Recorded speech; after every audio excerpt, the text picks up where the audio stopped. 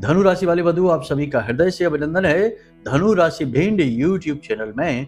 तो धनु राशि वालों, ध्यान से समझिए, होली के दिन चुपचाप खा लेना यह एक छोटी सी चीज, बंधुओं, इस एक चीज में इतनी अधिक शक्ति, सकारात्मक ऊर्जा है कि यह पूरे वर्ष आपके जीवन में हर एक दुख तकलीफ को दूर करेगी और ईश्वर की कृपा और आशीर्वाद को लेकर आएगी।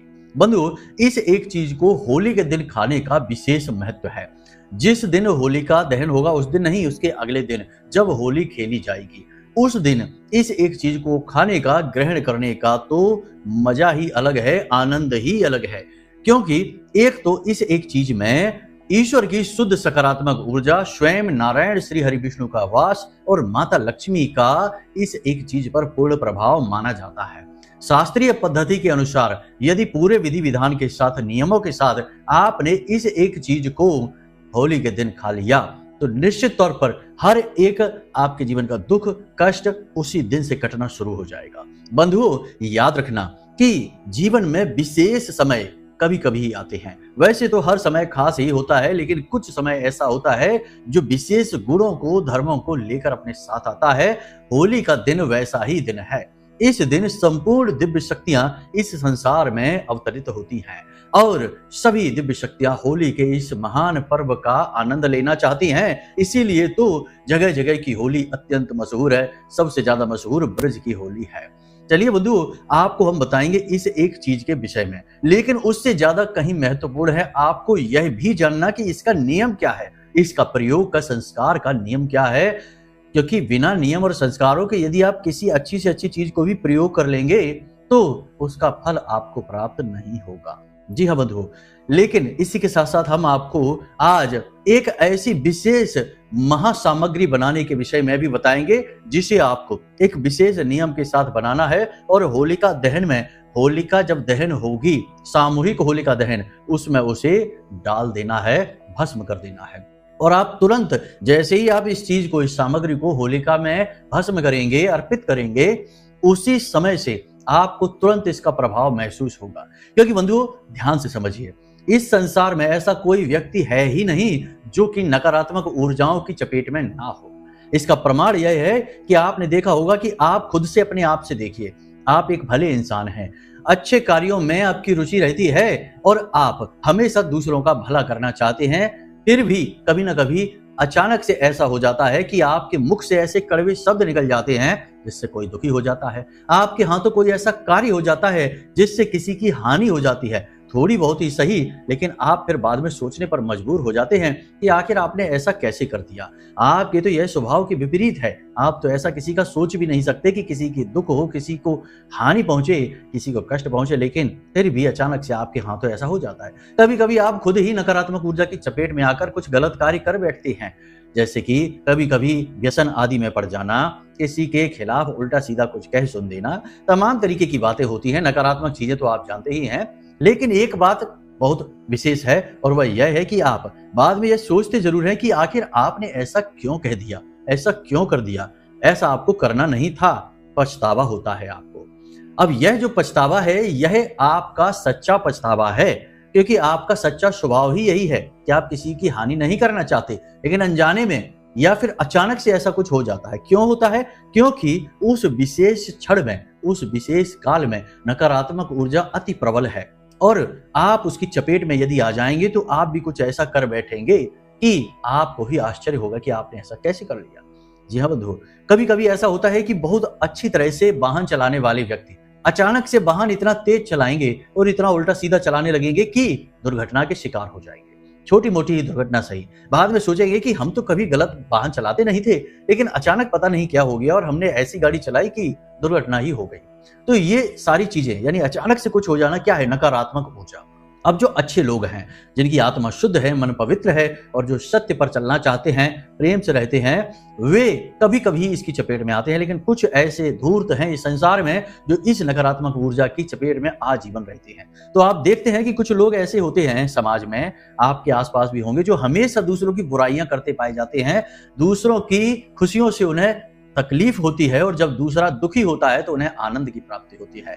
ये वही लोग हैं जो आजीवन नकारात्मक ऊर्जा की चपेट में रहते हैं। इनका उद्धार हो पाना बहुत मुश्किल है। क्योंकि इनका उद्धार इनके कर्म करेंगे। लेकिन आपका उद्धार निश्चित है, क्योंकि आपके कर्म खराब नहीं हैं, आप केवल प्रभावित हो जाते हैं और यह सामान्य सी क्रिया है। तो अब ऐसे में आपको कुछ ऐसे कार्य जरूर करने चाहिए जिनसे यह नकारात्मक ऊर्जा आपसे कोसों दूर चली जाए। तो बस उसी एक क्रिया के विषय में हम आपको बताएंगे। आपसे हम कुछ विशेष सामग्रियों के विषय में बात करेंगे, उन्हें आपको एकत्रित करना है। फिर कुछ विशेष नियम के साथ एक खास मंत्र है, उस मंत्र उच्चारण के साथ आपको वह पूरी सामग्री एकत्रित करनी है और उसे ले जाकर होलिका दहन में अर्पित कर देना है, भस्म कर देना है। वह महायज्ञ है जिसमें सकारात्मक ऊर्जा उत्पन्न होती है और नकारात्मक ऊर्जा भस्म होती है। तो आपकी संपूर्ण नकारात्मकताएं भी उसी में भस्म हो जाएंगी। और आपके घर में यदि रोग हैं, जीवन में कर्जा है, बहुत सारी बाधाएं हैं, रिश्ते नातों में खींचतान है, पति पत्नी के बीच नहीं बनती है, नौकरी लगते लगते छूट जाती है या किसी नौकरी में स्थायी नहीं हो पा रहे हैं, बीमारियों से लगातार परेशान है, पैसा आता है लेकिन अपने आप निकल जाता है, आपके हाथ में, आपकी जेब में पैसा रुक नहीं पाता है, ये सारी नकारात्मक स्थितियां हैं। इन सब से आपको छुटकारा एक बार में ही प्राप्त हो जाएगा। यानी यह एक सुनहरा अवसर है जो आपको मिलने जा रहा है। अब एक दो चीजों के विषय में तो आपने सुना ही होगा। कोई कहता है नारियल भस्म कर देना, कोई कहता है कि ये सामग्री वो सामग्री, इलायची डाल देना, लौंग डाल देना, ये वो। लेकिन हम जो आपको बताएंगे वह पूर्ण वैदिक पद्धति के आधार पर सामग्री बनानी होगी और पूर्ण नियम के आधार पर आपको उसे अर्पित करना होगा, क्योंकि वह महायज्ञ है। बिना मंत्रोच्चारण के आप कुछ भी उसमें यूं ही डाल आएंगे तो उसका कोई फल प्राप्त नहीं होगा, क्योंकि मंत्र से देवी शक्ति जागृत होती है और वही देवी शक्ति उस चीज को ग्रहण करती है जो आपने यज्ञ हवन में डाला है। इसीलिए तो यज्ञ वेदी के पास मंत्रोच्चारण किए जाते हैं, जब उसमें साकल्य डाला जाता है, सामग्री डाली जाती है। तो मंत्र भी हम आपको बताएंगे, यूं ही किसी की सुनकर डालाओगे तो कुछ भी नहीं होगा। ठीक है, तो यहां तक सारी बातें आपने समझ ली।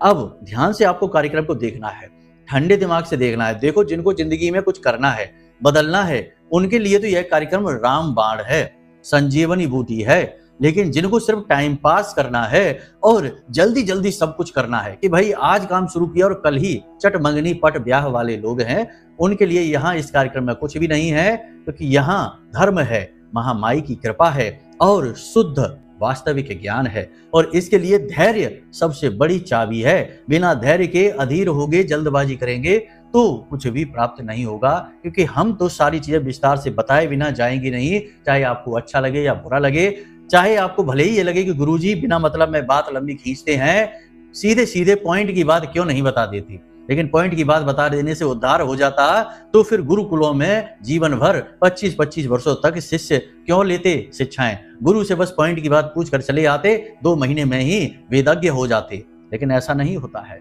चीजें समय लेती हैं। ठीक है, यहां तक समझ में आ गई सारी बात। तो चलिए, उम्मीद करते हैं कि आप अब कार्यक्रम में ठहरेंगे और जो कुतर्की हैं, अधर्मी हैं और जो जल्दबाज हैं, वे कार्यक्रम छोड़कर चले जाएंगे।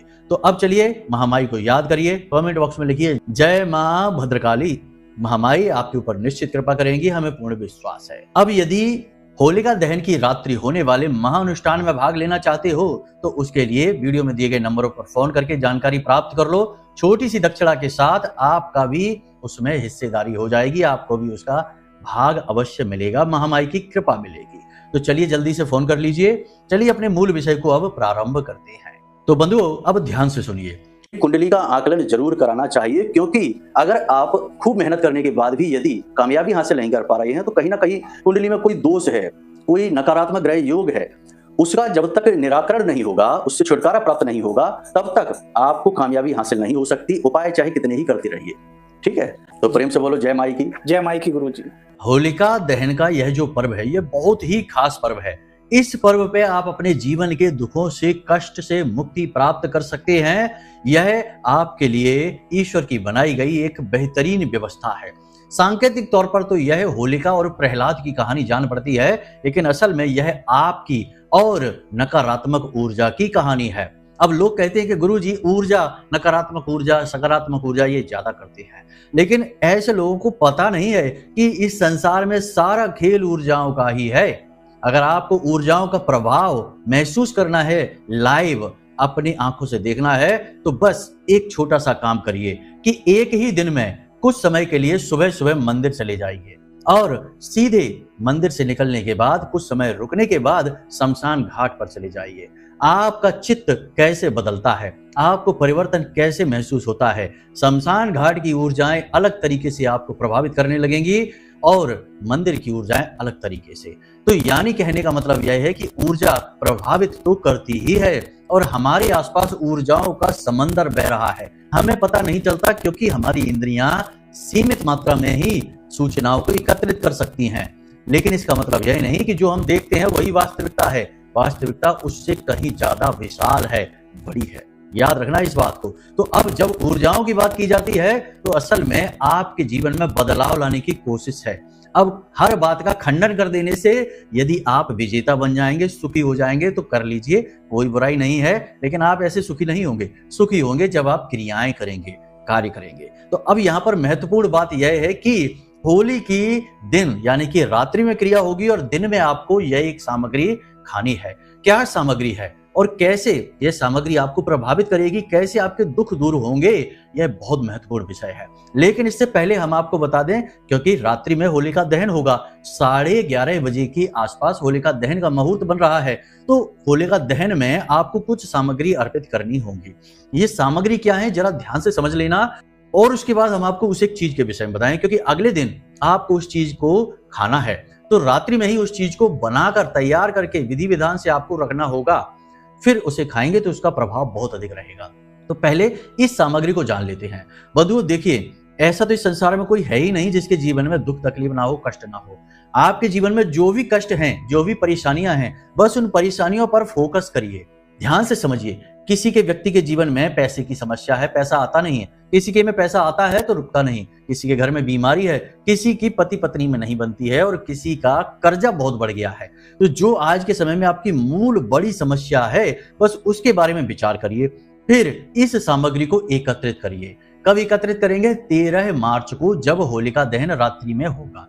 तो उस दिन आपको एकत्रित करनी है। एक सूखा नारियल लेकर आना है, पूजा पाठ वाला नारियल होता है, वह आपको एक लेकर आना है, ठीक है। उस नारियल को लाकर शुद्धिकरण करना है, जल, गंगा जल उसके ऊपर छिड़कना है, शुद्ध हो जाएगा और उसके ऊपर उस नारियल का पूजन करना है, यानी कि तिलक लगाना है। लिखना कुछ भी नहीं है, ना ही स्वास्तिक और ना ही श्रीम, सिर्फ उसका पूजन करना है। उसके बाद आपको बाजार से थोड़ी सी हवन सामग्री लानी है। उस हवन सामग्री में आपको थोड़ी सी चीनी, इलायची का एक जोड़ा, लौंग का एक जोड़ा और 4 काली मिर्च के दाने, ये मिला देने हैं। थोड़ा सा घी डाल देना है, थोड़ा सा सफेद गुग्गल डाल देना है और उसे अच्छी तरह से मिला देना है। यह विशेष हवन सामग्री तैयार हो चुकी है।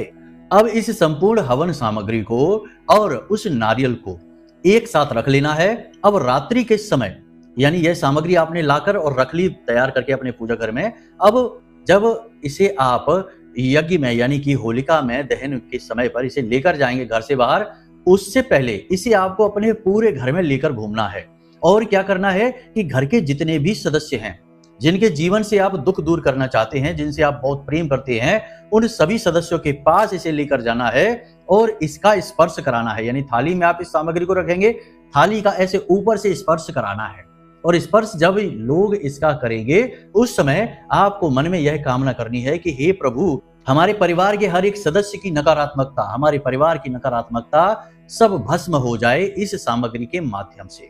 इस तरह सबके हाथों से यह स्पर्श करानी है। यह बहुत ही वैदिक और बहुत ही शक्तिशाली पद्धति है बंधुओं, इसे करके देखना, फिर बात करते हैं। अब इस पूरी सामग्री को आप अपने साथ लेकर जाएंगे और होलिका दहन जहां हो रहा होगा वहां पर जाकर इस सामग्री को होलिका में समर्पित करेंगे। जैसे ही समर्पित करेंगे उस समय आपको कम से कम 11 बार इस मंत्र का उच्चारण करना है। तो मंत्र आपके मोबाइल की स्क्रीन पर आपको दिखाई दे रहा है। मंत्र कुछ इस प्रकार है: ओम उग्रम वीरम महाविष्णुम ज्वलंतम सर्वतोमुखम नरसिंहम भीषणम भद्रम मृत्युम नमाम्यहम। मंत्र एक बार फिर से सुन लीजिए। ओम उग्रम वीरम महाविष्णुम ज्वलंतम सर्वतोमुखम नरसिंहम भीषणम भद्रम मृत्युम नमाम्यहम। इस मंत्र का उच्चारण आपको कम से कम 11 बार करनी है। यह भगवान नारायण का नरसिंह रूप का मंत्र है। याद रखना कि जो प्रहलाद हैं, उनके जीवन में भगवान नरसिंह की ही कृपा आई थी। और इस जो होलिका दहन का कार्यक्रम है, इसमें भगवान नरसिंह का ही किरदार सबसे महत्वपूर्ण है। और सबसे बड़ी बात कि नारायण के शुद्धतम स्वरूप नरसिंह हैं और पूर्ण अवतार हैं। तो इनका स्मरण करके आप यदि होलिका में इस सामग्री को डालेंगे तो यह सामग्री यज्ञ में अर्पित की जाने वाली साकल्य के समान सकारात्मकता से भर जाएगी और सीधे भगवान नारायण तक यह सामग्री पहुंचेगी और आपके जीवन में खुशियां लेकर आएगी। जिस वक्त आप इस कार्य को करेंगे उसी क्षण से आप महसूस करेंगे अपने शरीर में कुछ परिवर्तन। याद रखना, पहला परिवर्तन यह होगा कि आपको बहुत अच्छा लगेगा, बहुत ही अच्छा। मतलब कि महसूस करने की बातें हैं। ऐसा नहीं होगा कि अगर आप मोटे हैं तो पतले हो जाएंगे, नाटे हैं तो लंबे हो जाएंगे, ऐसा कुछ भी नहीं होगा। हमारी बातों को समझने की कोशिश किया करिए। हम भावनाओं की बात करते हैं, महसूस करने की बात करते हैं, साधनाओं की बात करते हैं, ठीक है। तो यहाँ पर आपको महसूस क्या होगा? आपको बहुत अच्छा महसूस होगा, अंदर से खुशी का एहसास होगा, हल्कापन महसूस होगा, सिर पर कोई बोझ सा रखा रहता था वह दूर होता महसूस होगा और जो अनजाना डर, भय, चिंता सताती थी वह कुछ समय के लिए आपसे तुरंत दूर हो जाएगी। ऐसा इसलिए होगा कि आपके ऊपर जो भी नकारात्मक ऊर्जा थी वह उसी क्षण जलकर भस्म हो जाएगी। फिर इसका प्रभाव धीरे धीरे आप अपने जीवन में पल प्रतिपल महसूस करेंगे। नौकरी नहीं लग रही थी तो नौकरी के अवसर बनने लगेंगे, व्यापार नहीं चल रहा था तो व्यापार धीमे धीमे अच्छा होने लगेगा। साथ ही साथ रिश्ते नातों की खींचतान और कर्जा यदि बहुत ज्यादा था तो वह धीरे धीरे समाप्त होने लगेगा। सीधी सी बात है कि आमदनी बढ़ेगी तो कर्जा अपने आप समाप्त होगा। कर्जा होता ही क्यों है? जब आमदनी नहीं आती है, पैसा नहीं आता है तो कर्जा बढ़ता है। ये सारी चीजें होंगी। लेकिन यहाँ पर एक सबसे बड़ी बात जो आपको याद रखनी है कि देखिए, जब हम कोई सकारात्मक क्रिया करते हैं, नकारात्मक ऊर्जा को भगाने वाली क्रिया करते हैं, तो फिर हम नकारात्मक कार्य नहीं कर सकते हैं। यानी आपको शराब नहीं पीनी है, मांसाहार नहीं करना है, व्यभिचार नहीं करना है, किसी का हिस्सा नहीं दबाना है, किसी को दुख तकलीफ नहीं देनी है। अनजाने में यदि दुख तकलीफ पहुंच भी जाता है तो उसके लिए क्षमा याचना करनी है और जितना हो सके उतना सात्विक रहना है, शांत रहना है। बिना मतलब की गप्पे हाँकने में, इधर उधर फिजूल की बातें करने में अपना समय खराब नहीं करना है, टाइम पास नहीं करना है, काम पर ध्यान देना है, पॉजिटिव रहना है। और सबसे महत्वपूर्ण बात कि प्रतिदिन भगवान का नाम स्मरण करना है, पूजा करना है, चालीसा पाठ करना है। जिस भी ईश्वर के स्वरूप में आपकी आस्था है उनका रोज ध्यान करना है, उनकी पूजा पाठ, पूजन अर्चन, वंदन करना है। तो ये चीजें आपको जरूर करनी है। अब बताते हैं उस एक चीज के विषय में। तो रात्रि के समय जब होलिका दहन पर आप जाएं, उससे पहले आपको एक पान बनाना है खुद से। पान बहुत ही शक्तिशाली चीज है। पान का बीड़ा बनाना है। पान का बीड़ा हर एक देवी देवता को अर्पित किया जाता है, लेकिन यह पान का बीड़ा माता लक्ष्मी और नारायण को अति प्रिय है, अत्यंत प्रिय है। हनुमान जी को चढ़ता है, दुर्गे माँ को चढ़ता है, सभी देवी देवताओं को चढ़ता है, लेकिन भगवान नारायण का यह बहुत अधिक प्रिय है। तो आपको एक पान का बीड़ा बनाना है। बाजार से बना हुआ लेकर नहीं आना है, खुद बनाना है। और मीठा पान का बीड़ा बनाना है। तंबाकू मत डाल देना उसमें, क्योंकि बहुत से तंबाकू के शौकीन होते हैं तो कहते हैं पूजा पाठ वाला जो पान बनता होता है उसमें भी कह देते हैं हमारे लिए थोड़ी तंबाकू डाल देना, कम डाल देना लेकिन डाल देना। ये नहीं करना है, ये गलत कार्य है। पूजा पाठ धर्म कर्म कभी व्यसन नहीं सिखाता। नहीं तो पता चला कि हम तो पूजा का पान खाते खाते तंबाकू वाला पान खाना सीख गए गुरुजी। अब क्या करें? आपने ही कहा था कि पान खाना है और हमने पान खाना शुरू कर दिया। अब हमको इसकी लत लग गई क्योंकि हम इसमें तंबाकू डालते थे। तो गुरुजी ये नहीं कहते कि आप नशा करना सीख जाइए, व्यसन करना सीख जाइए, कुछ भी नहीं। हम कहते हैं कि साधारण पान बनाना है, मीठा पान जिसमें कि दैवीय सामग्रियां होंगी। थोड़ी सी मिश्री डालेंगे, ठीक है, थोड़ा सा उसमें आप गुलकंद डाल सकते हैं, बाजार से ला सकते हैं, शुद्धता होनी चाहिए उसमें, ठीक है। दूसरा कि उसमें आप इलायची, एक इलायची रखेंगे, 2 लौंगे रखेंगे, थोड़ा सा चूना, थोड़ा सा कत्था और थोड़ी सी सौंफ उसमें अवश्य रखेंगे और उसका बीड़ा बनाकर और उसे लौंग से दबाकर पूजा घर में भगवान नारायण और श्री हरि विष्णु के चरणों में रख देंगे। कागज में लपेट कर भी रख सकते हैं, सफेद रंग के कागज में लपेट कर उसे रख दें। प्लेट पर रखें, एक प्लेट लें पीतल की, उसके ऊपर लाल रंग का कपड़ा बिछाएं और उस कपड़े के ऊपर बड़े ही प्रेम के साथ, आदर के साथ नारायण, श्री हरि विष्णु और माता लक्ष्मी को समर्पित करिए। यह उनके चरणों में रखा रहेगा रात भर के लिए। अगले दिन सुबह जब आप सोकर जागे तो स्नान आदि करने के बाद पूजा घर में जाइए, दीपक जलाइए, भगवान की पूजा आराधना करिए, हाथ जोड़कर उनसे निवेदन करिए कि हे प्रभु, हमारे जीवन में जो भी कष्ट हैं, दुख हैं, तकलीफ हैं, आप तो सब जानते हैं, आपसे क्या छिपा है। बस इस दास की आपसे यही विनती है, निवेदन है कि अब हमारी सहन शक्ति बहुत हो गई, अब हमसे सहन नहीं होता, तो हमारे ये दुख अब आप दूर करिए। बाकी आप जाने आपकी माया। अगर आपको ठीक लगता है तो देते रहिए, कोई बात नहीं, हम इसे सहेंगे आपका आशीर्वाद और कृपा और प्रसाद मानकर। इस तरह निवेदन करिए। देखिए, भगवान से कुछ भी मांगिए मत। भगवान के सामने हमेशा कुछ ना कुछ मांगने के लिए खड़े मत हो जाइए। भगवान से प्रेम करिए, भगवान के सामने भाव अर्पित करिए, भगवान के सामने रोइए। दुख बहुत है, कोई बात नहीं, इधर उधर ना रोइए। लोग बातों बातों में इसके उसके सामने रोने लग जाते हैं। नहीं, ऐसा नहीं करना। रोना है किसके सामने? उसके सामने रोइए जो सबका पिता है, जो सबकी माँ है, वो सबको दुख को हरने की क्षमता रखते हैं। तो उनसे प्रेम लगाइए, उनके सामने रोइए, कोई बुराई नहीं है। उनके सामने हंसिए, अगर सुख मिला तो उन्हें धन्यवाद दीजिए, उनसे प्रेम करिए, उनसे रिश्ता जोड़िए। और आप देखिए कि जब आप ऐसा करेंगे तो भगवान हर पल आपके साथ आ जाएंगे, आपके सामने खड़े होंगे, आपकी सेवा करेंगे। हाँ, भक्त की सेवा करते हैं भगवान। देखिए, अर्जुन के लिए क्या किया, भगवान ने सारथी बन गए, उनका अर्जुन का रथ चलाया, है कि नहीं, द्वारकाधीश ने। तो आप समझिए, ये बातें बहुत गहरी भाव की हैं। अब यहाँ ये नहीं होता कि गुरुजी जल्दी बताइए, हमारा काम हो जाएगा, जल्दी बताइए, हम करोड़पति बन जाए, जल्दी बताइए हमारा। अरे ऐसे नहीं होता भाई, ऐसे नहीं होता। सब करना आपको ही है। आपका भाव ईश्वरी कृपा को आकर्षित करेगा। और ये चीजें अगर मान लो कि ड्रामे के लिए आपने इधर डाल दी, उधर डाल दी, और कुछ मन में भाव नहीं है, मन से खाली हैं, हल्के हैं, थोथे हैं, और चीजें कर रहे हैं ये वो इधर उधर, तो कुछ नहीं होगा। हम पहले ही आपको कह देते कुछ नहीं होगा। हमारे कार्यक्रम भी देखना बंद कर दीजिए, क्योंकि हम बात करते हैं मूलभूत ईश्वर से जुड़ने की, भाव की, प्रेम की। तो वो अगर है तो ठीक है, और नहीं है तो कोई बात नहीं, जाइए टाइम पास करिए। भगवान के दरबार में जगह नहीं है आपके लिए। तो यहां तक समझ में आ गई। अब सुबह उस प्रसाद को, उस बीड़ा को उठा लीजिए और उसे प्रसाद के रूप में ग्रहण कर लीजिए। स्वयं ग्रहण करना है, उसे बांटना नहीं है, किसी को देना नहीं है। आपकी इच्छा, आपकी मनोकामना पूर्ति के लिए वह है। नारायण का पूर्ण आशीर्वाद आपको प्राप्त होगा। जी हाँ बंधुओं, हम लिख कर देते हैं कि यदि आपने भाव विभोर होकर निवेदन कर दिया तो भगवान आपकी इच्छा, आपकी मनोकामना पूर्ण करेंगे, आपके हर दुख को दूर करेंगे। उस गज ने, जिसने कभी भगवान का नाम न लिया, जब ग्राह ने उसका पैर पकड़ा और उसे तालाब में अंदर खींचा, तो उसने भी जब करुण पुकार से भगवान को पुकारा तो नारायण दौड़े चले आए। तो फिर कैसे? आप समझिए इन बातों को। देखो, समझने वाले समझेंगे, बाकी सब यही करेंगे कि गुरुजी तो प्रपंच करते हैं, उल्टी सीधी इधर उधर की प्रवचन बातें करते हैं, मुख्य बात नहीं बताते। तो हमारा तो काम ही यही है कि लोगों को धर्म में लेकर आना, प्रेम में लेकर आना, भक्ति में लेकर आना, माँ के आंचल में लेकर आना। बाकी आना ना आना आपके ऊपर है, आपकी मर्जी है। तो बस ये उपाय आप कर लेना, भाव बनाकर रखना, कृपा करके निवेदन है, वरना उपाय काम नहीं करेगा। खाली ड्रामेबाजी से उपाय काम नहीं करते। ड्रामेबाजी से दुनिया के लोग खुश होते हैं, भगवान नहीं खुश हो सकते। वो हमारे आपके अंदर बैठे हैं, सब देख रहे हैं। और जब आप ड्रामा करते हैं तो मुस्कुराते हैं भगवान, कहते हैं कि वाह क्या बात है। और जब आप रोते हैं दिल से तो रोते हैं भगवान कि ओहो, अब नहीं होगा इसका दुख दूर। बंधुओं, ये बहुत गहरी बातें हैं। हमारे तो आंसू ही छलक आते जब हम ये बातें सोचते हैं, क्योंकि हमारा तो माई से बहुत गहरा भाव जुड़ा हुआ है। तो ठीक है बंधुओं, उम्मीद करते हैं कि यहाँ तक सारी बातें आपको समझ में आ गई होंगी। अब बाकी आप उपाय करिए, माता रानी आपके सारे दुख दूर करेंगी, हमें पूर्ण विश्वास है। अब यदि कोई प्रश्न आपके मन में उठे तो आप कमेंट करके या फिर वीडियो में दिए गए नंबर पर फोन करके पूछ सकते हैं। 10 बजे से 4 बजे के बीच फोन करना, ठीक है। और होली के समय पर फोन ना करना, क्योंकि उस समय हम व्यस्त रहते हैं, हमारे बालक जो हैं वो काम पर नहीं आ पाएंगे, वो भी व्यस्त रहेंगे, त्योहार मनाएंगे। तो होली के दिन आप ना करें फोन, 13-14 तारीख को ना करें, उसके बाद आप फोन कर लें।